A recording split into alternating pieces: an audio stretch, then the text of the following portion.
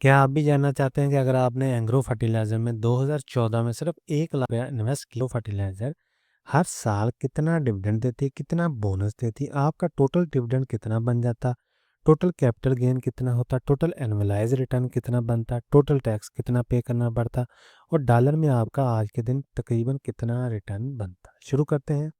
ये दो agro fertiliser की हम केस स्टडी करेंगे जिसमें हम 2014 में 1 लाख रुपए इन्वेस्ट करेंगे और जनवरी के महीने में इसकी प्राइस होती है तकरीबन 39.43 और शेयर हमें मिलते हैं 2536 और हम केस स्टडी में ये जानेंगे कि हर साल ये कंपनी हमें कितना डिविडेंड देगी और लास्ट में हम बात करेंगे टोटल रिटर्न की।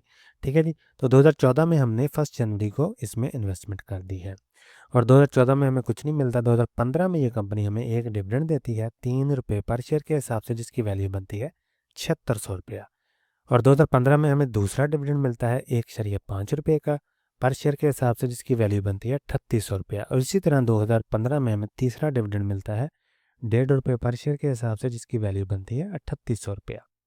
आगे हम चलते हैं 2016 में। तो 2016 में भी ये कंपनी हमें 1 2 3 डिविडेंड देती है, 3 2 और 2.5 रुपीज़ पर शेयर के हिसाब से जिसकी वैल्यू बनती है 7600 रुपया, 5000 रुपया और तकरीबन 6300 रुपया जो कि हम डिविडेंड की मद में ले लेते हैं।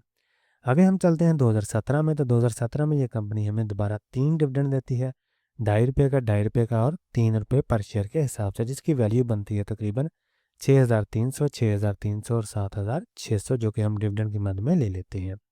इसी तरह 2018 में ये कंपनी हमें दोबारा 3 डिविडेंड देती है, 3 रुपये, 4 रुपये और 4 रुपये पर शेयर के हिसाब से जिसकी वैल्यू बनती है तकरीबन 7600 रुपया, 10,000 रुपया और 10,000 रुपया जो कि हम डिविडेंड की मद में ले लेते हैं। इसी तरह 2019 में चलते हैं। तो 2019 में भी ये कंपनी हमें 3 डिविडेंड देती है, 3 रुपये, 5 रुपये और 6 रुपये पर शेयर के हिसाब से जिसकी वैल्यू बनती है 7600 रुपया, 12,000 रुपया और तकरीबन 15,000 रुपया जो कि हम डिविडेंड की मद में ले लेते हैं। इसी तरह 2020 में ये कंपनी हमें 2 रुपये, 4 रुपये और 5 रुपये पर शेयर के हिसाब से डिविडेंड देती है जिसकी वैल्यू बनती है 5,000 रुपया, 10,000 रुपया और 12,000 रुपया जो कि हम पूरे साल में 2020 में डिविडेंड की मद में ले लेते हैं।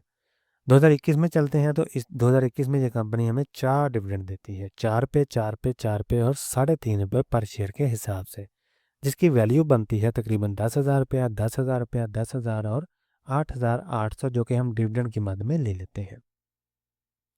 इसी तरह 2022 में ये कंपनी हमें 4 डिविडेंड देती है, 5 रुपये का, 5.5 रुपये का, फिर 3 रुपये का और फिर 5 रुपये का और डिविडेंड के मद में जो हम टोटल रकम ले लेते हैं वो बनती है हमारी 12,000 रुपया, 13,000 रुपया, 7,600 और तकरीबन 12,000 रुपया जो कि हम डिविडेंड की मद में ले लेते हैं।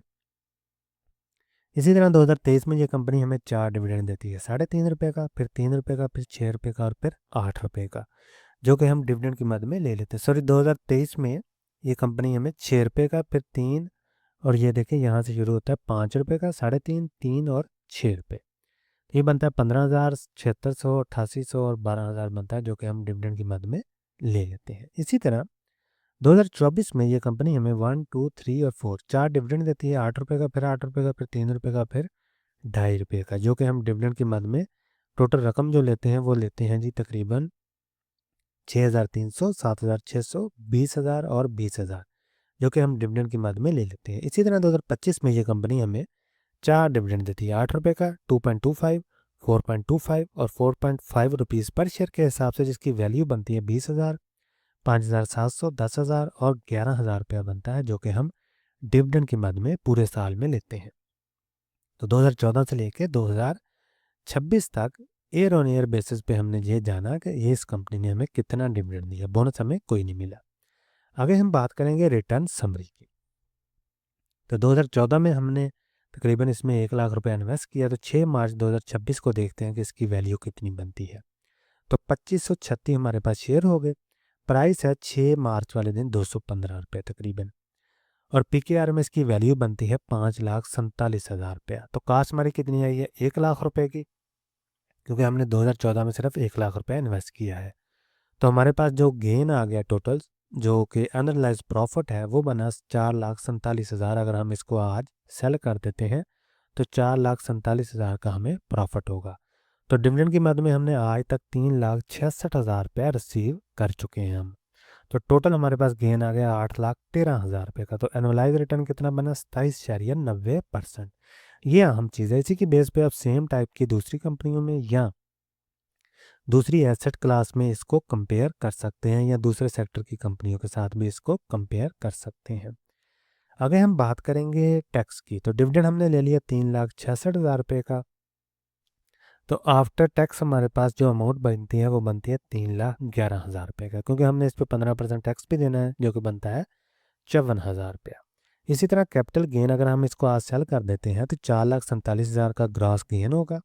टैक्स इस पे कटेगा 67,000 रुपये का, और आफ्टर टैक्स हमारे पास अमाउंट बनेगी तकरीबन 3,80,000 रुपये की। ठीक है जी। तो टोटल गेन हमारे पास आ गया 8,13,000 रुपये का। इस पे हमने टैक्स दिया 1,22,000 रुपये का, और 6,91,000 रुपये हमारे पास टोटल जो है वो नेट में गेन आ गया। यहाँ मैंने एनसीसीपीएल की फ़ीस, सीडीसी की फ़ीस, ब्रोकर का कमीशन और कोई भी थोड़ा बहुत टैक्स है वो ऐड नहीं किया। और दूसरे नंबर पर कैपिटल गेन हो सकता है लॉन्ग टर्म में ज़ीरो हो जाए, डिपेंड करता है कि आपने किस साल शेयर को परचेज़ किया और उस साल एफबीआर की क्या पॉलिसी थी। लेकिन हमने एज्यूम किया कि हम 15% टैक्स काउंट करेंगे ताकि हमें एक क्लियर पिक्चर मिल सके।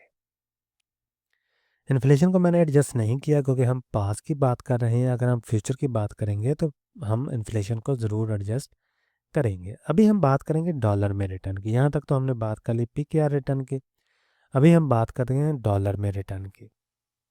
तो शेयर हमारे पास आ गए 2536, प्राइस है इसकी 6 मार्च वाले दिन 215, और डॉलर में इसकी वैल्यू बन रही है $1,959।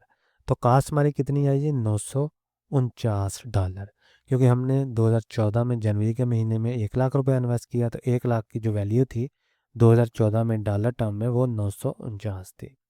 तो एनालाइज प्रॉफिट कितना हुआ हमारा? $1010। डिविडेंड हमने ले लिया $2,082 का, क्योंकि हम हर साल डिविडेंड ले रहे थे। हर साल जो भी पीकेआर में डिविडेंड होता था उसके इक्विवेलेंट जितने भी डॉलर बनते थे वो हमने सारे जमा कर लिए। तो ये बनते हैं $2,082। तो टोटल गेन हमारा होगा $3,092। तो एनुअलाइज रिटर्न कितना बना जी? 19.70%, जो कि डॉलर टर्म में है। पीकेआर टर्म में है 27.90, और डॉलर टर्म में है 19.70। तो ये हमने जाना कि अगर हमने एग्रो फर्टिलाइज़र में लमसम 1 लाख रुपए इन्वेस्ट किया था 2014 में जनवरी के महीने में, तो आज के दिन हमारे पास टोटल कितना रिटर्न बन जाता, और एनुअलाइज हमारा कितना रिटर्न होता, डिविडेंड हम कितना ले चुके होते आज तक, और टोटल गेन हमारे पास कितना हो चुका होता। केस स्टडी करने का पर्पज़ यही होता है कि हमें पता चल सके कि पास में इस कंपनी की परफॉर्मेंस कैसी रही है, और अगर हम इसको सेम टाइप के ही पे आउट रहें, इस कंपनी के प्राइस की फ्लक्चुएशन भी सेम टाइप की ही रहे, तो फ्यूचर में भी हमें इसी से मिलता जुलता रिटर्न ही मिलेगा लॉन्ग टर्म में। ठीक है जी। तो ये थे जी केस स्टडी एग्रो फर्टिलाइज़र की। कोई भी सवाल हो तो कमेंट सेक्शन में आप ज़रूर पूछें। मिलते हैं अगली वीडियो में, तब तक के लिए अल्लाह हाफिज़।